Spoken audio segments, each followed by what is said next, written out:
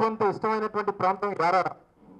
యారాడకి రేపు విశాఖపట్నమే కాదు ఆంధ్రప్రదేశ్ రాష్ట్రంలో ఏదన్నా ఒక మంచి బ్యూటిఫుల్ టూరిస్ట్ డెస్టినేషన్ ఏదంటే నా ఉద్దేశంలో నా మనసుకి ముఖ్యంగా హత్తుకునేటువంటి ప్రాంతం యారాడ ప్రాంతం.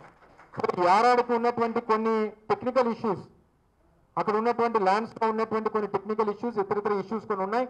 వాటిని అన్నింటిని కూడా అధిగమించి అక్కడ ఉన్నటువంటి యువతకి ఉపాధి కల్పించేటువంటి విధంగా టూరిస్ట్ డెస్టినేషన్గా ఒక డెస్టినేషన్ వెడ్డింగ్స్ కానీ డెస్టినేషన్ ఈవెంట్స్ కానీ ఏదైనా ఎవరైనా బర్త్డే పార్టీ చేసుకోవాలన్నా కాన్ఫరెన్స్ పెట్టుకోవాలన్నా ఏది చేసుకోవాలన్నా సరే అక్కడ జరుపుకునేటువంటి విధంగా అక్కడ ఫెసిలిటీస్ని క్రియేట్ చేసి అక్కడ ఓపెన్ ఎయిర్ థియేటర్స్ కానీ లేదా మిగిలినటువంటి మంచి స్పోర్టింగ్ యాక్టివిటీస్ కానీ లేదా ఒక అమ్యూజ్మెంట్ పార్క్ లాంటిది కానీ ఇవన్నీ కూడా ఆ ప్రాంతంలో ఏర్పాటు చేస్తే తప్పకుండా బహుశా నాకు తెలిసి గంగవరంలో ఉన్నటువంటి వారికి యారాడలో ఉన్నటువంటి వారికి కూడా ఉపాధి కల్పించేటువంటి కార్యక్రమం కూడా మనం చేయగలుగుతాం అన్నటువంటి ఉద్దేశంతో, ఎందుకంటే గాజువాకలో టూరిజంలో ఒక యారాడు తప్ప మీరు చెప్పడానికి కూడా మన దగ్గర లేదు.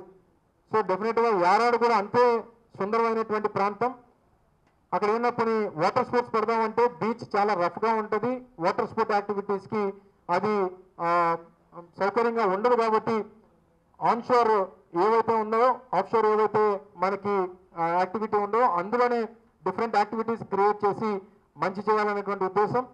అవసరమైతే వెల్నెస్ సెంటర్ లాంటివి కూడా ఏర్పాటు చేసుకునేటువంటి దానికి అక్కడ అవకాశం ఉంటుంది. కాబట్టి అదొక మంచి టూరిస్ట్ డెస్టినేషన్గా యారాడని కూడా అభివృద్ధి చేస్తామని చెప్పి మీ అందరికీ తెలియజేసుకుంటూ ఒక్క మాట గుర్తుంచుకోండి, అమరన్నకి చెబితే జగనన్నకి చెప్పినట్టే.